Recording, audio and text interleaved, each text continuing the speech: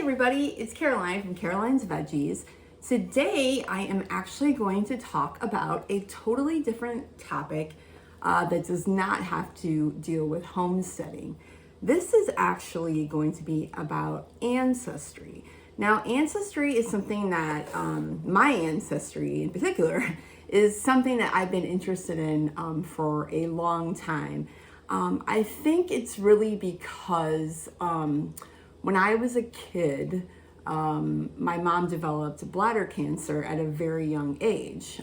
She was, let me think here, 32 years old, I believe, 32.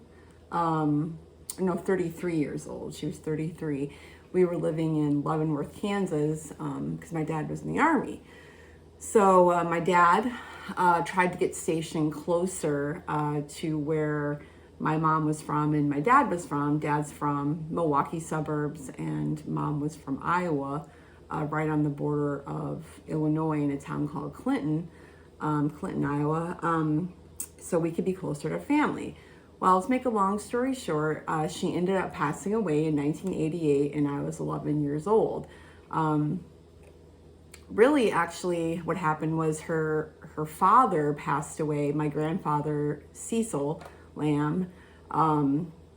He passed away in 1982, and my mom was actually in the hospital having her first surgery for removing the tumors in her bladder. My grandfather and grandmother were watching me. I remember at our house in Leavenworth, we were watching TV, and Grandpa started sweating profusely and stood up and he had a heart attack and passed away at the hospital, same hospital that my mom was at with her operation. And then he was a heavy smoker, I will say that, and didn't eat super healthy. But I do remember then, 2 years later, his wife, my grandmother, my mom's mom, she came to live with us because she developed cancer. I don't remember what kind of cancer it was, but she also was a heavy smoker. And I think it spread to her liver, and she came to stay with us. And then she passed away when I was in 4th grade. And so, and then my mom died in 88, 2 years later, of cancer. My mom has one brother, LJ, and he lives in Taiwan. He's lived there since the 70s. Right after college, he met someone at University of Iowa, and she was from Taiwan, and they moved there. So I don't know him very well. We communicate via Facebook. I've met him probably in my life maybe 5 times that I remember. But it's not like we would get together at holidays or anything like that and exchange stories. I've tried to, get as much information that I could from him because he's also interested in history or telling stories about the family, so that's really cool. But the sad part about it is that all of my mom's really close relatives on her mother's side have passed when I was a kid. I remember going to their various farms, and that was so much fun. And a lot of my mom's cousins have passed. Cancer runs very strong in my mom's mother's side of the family.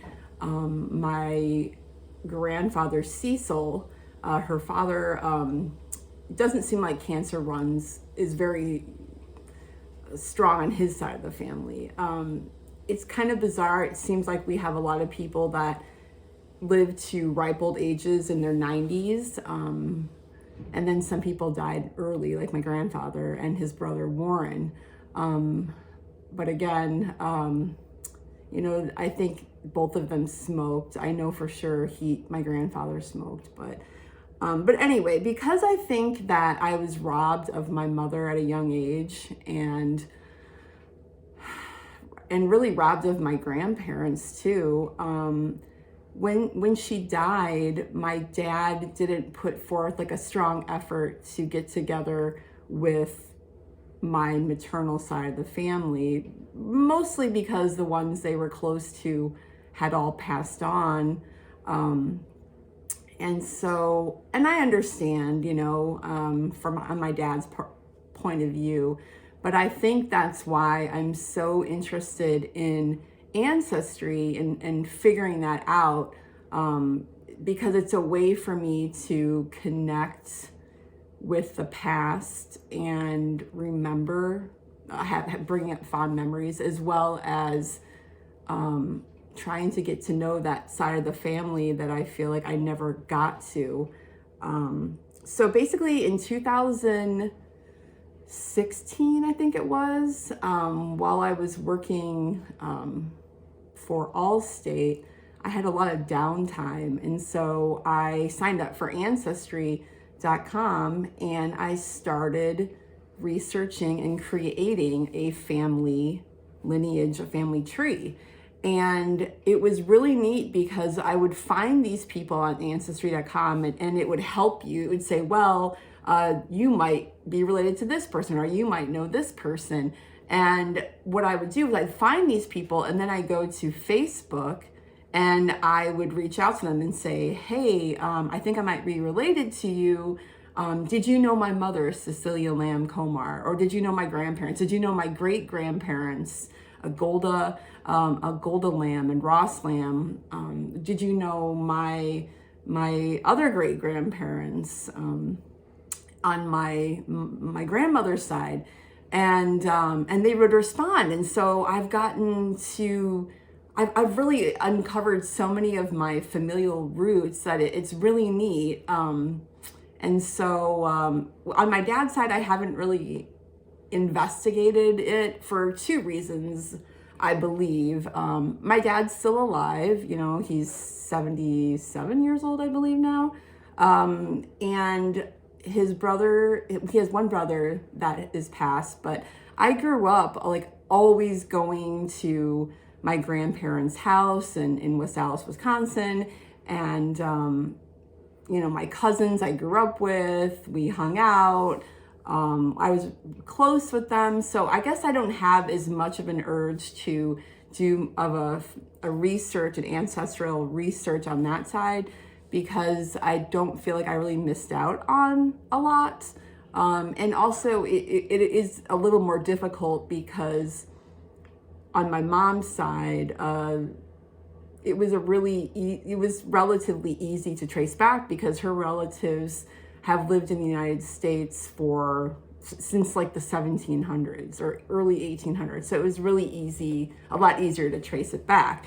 But if you have relatives that came from Lithuania, Slovenia, Poland, Germany, that's a lot more difficult to trace back if they weren't born here.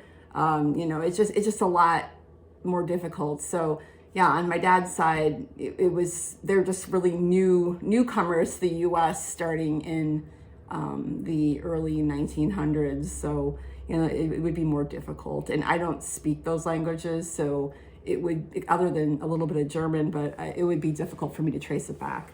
But anyway, so I really wanted to do this Ancestry DNA kit.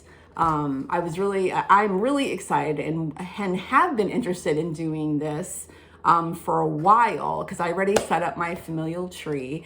But what really motivated me to do it was I recently went to my great aunt's funeral in Watchir, Iowa, and I met a lot of my mom's cousins that I had never known. I never met before, or if I did, I don't remember meeting them. Must have been really young. So it was really neat to meet my mom's cousins that I've never met. So I'm going to focus right now on my mother's father's side of the family, my grandfather, Cecil Lamb. He came from a family of 9 kids. There were, let me think here. There were 4 girls and 5 boys. All of them have passed now, except one girl, the youngest girl, Marlene. But My grandfather was, I believe, the third, let me think here, the third oldest. But anyway, so I recently went to my great aunt Lucy's funeral. This would have been my grandpa Cecil's brother, Warren's wife. She was like 97, I think. So she lived a wonderful life. She was truly loved. Lucy Lamb was an awesome young lady. But anyway, so I met all these cousins, and when I came back, I went on social media, on Facebook, and posted a bunch of pictures that I took of Watchier and the family. And this woman commented on them, who I've never met. And so I said, oh, am I related to you? And she said, yes, but to what degree, I do not know. So I'm like, oh, okay. And so anyway, we messaged, and basically she also did the ancestry test, like I think a year ago, and found out that her father was not her biological father. It kept taking her to the Lambs. So to make a long story short, it was one of my uncles or my grandfather's child. And so she would like to find out who her real dad was. She's a very lovely lady that I've spoken to on the phone, and I would like to help her figure that out. And also, I think it would be kind of neat if she was my aunt, because you could always use another aunt, right? And honestly, ever since I was a kid, because I didn't have a mother, I was always looking for a mother figure. I think I still kind of do that, and I'm 44 years old. So it would be really neat if she was, and she does look like a lamb, as she looks kind of like my grandfather and looks kind of like my mom. So it'll be interesting to see if that's the case. So anyway, I just got this in the mail, and it's really straightforward. It seems like comes in a nice little box with some directions on the back, and it tells you how to activate the kit. Then it also comes with a little box, so you can send your saliva sample to them, and it's already paid for. So when you buy this online, they send you everything. There's nothing more you have to do. And it gives you a great book of instructions. So it says here that you have to activate your sample. So it says here you can download the app on Ancestry.com, DNA app, or on the computer. And you have a unique activation code, which is on the sample that I'm gonna spit into. So it says here, you're going to spit in the tube. So I will take this out, and I'm gonna spit in this tube with saliva to the black line. So that's actually quite a bit of saliva. So I'm not gonna record this because that would be kind of gross. You don't probably wanna watch me, but I'm just going to talk about it. Just so if you were interested in doing this or have some hesitation, so you're gonna fill this up with your saliva, then you're gonna put the cap back on. You're gonna tighten to release the stabilizing fluid, because there is some blue fluid in here, you can see. You're gonna shake the tube for at least 5 seconds. This will ensure your sample mixes thoroughly so the lab can best process it. Then you're going to place the tube in this collection bag in your DNA kit, seal the bag with the adhesive strip, and then you're going to put everything in this box and then drop it off at your local post office. It says that it will be roughly about 6 to 8 weeks from the time that they receive your sample by the time you have your results. So with Ancestry.com, it is going to basically break down all of your ethnicities that it takes from your DNA, which countries, and it will even get it to which counties your relatives are from. So that will be really interesting, because I have done extensive research on my mother's side, and it's mostly on the Lamb side, Irish and English. And then on my, the Stouts, that was my mother's maiden name. The Stout family was mostly Welsh and I believe English, which is basically the same thing, but you know, Wales is its own thing. I'm really excited about this. I am a little nervous. I'm nervous because it will tell you who else has done this test. It is going to tell you if anyone that is related to you has done this test, it will link you to that person. So I'm kind of nervous to find out if I have, you know, what if I have a brother or sister somewhere, you know, that I didn't know about, you know, before my dad met my mom, hopefully, or it'll be interesting to see if I have any other relatives I didn't know about. So, you know, who knows what happened during, you know, World War II. It was a tough time for everybody. And I know a lot of soldiers, you know, coming back were having hard times. So, you know, I'm not going to, if I do have an aunt or another uncle, I'm not going to judge my grandparents because who knows what they were going through at that time. It was a tough time. And I'm more excited. I hope that my family isn't going to be upset for me doing this, but I mean, I would like to get to know people. I'm an outgoing person. I like to make connections, and you know, I'm not going to be hurt or ashamed that if I have some relative I didn't know about, because stuff like that happens. And you know, I've been asking a lot of people at my work, you know, the customers that come through, and I can't believe like everyone that has done this test, it seems like they've all found like other relatives they didn't know about. And some of them are really great stories. You know, so this one guy told me that this was before he met his wife, that he had a relationship with this woman when he was in his early 20s in Arizona, and it didn't work out. They were only dating for a month, and he moved back up to this area, up to northern Illinois, and never heard from this woman again, and got the Ancestry kit for a gift, did it, and then found out he had a daughter.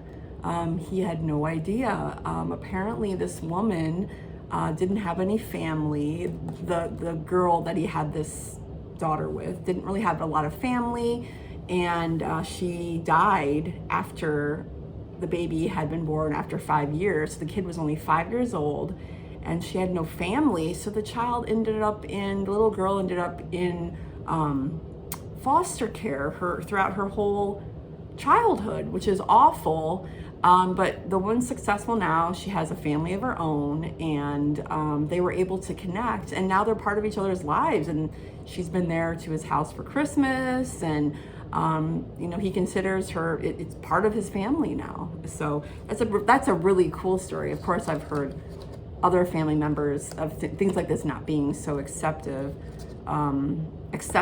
of the situation, but I'm really excited, and I will let you know if Florette is my aunt. That would be cool. And if she's not, it would be cool to get to know another one of my mom's cousins. So I'm really excited. So I'll keep you updated. Ancestry.com, check it out. If you're interested in learning about your heritage, or learning if you have, you know, other relatives floating around you didn't know about, this is a great opportunity and a great way to do so. So I hope everyone has a great day. Thanks, guys. Bye.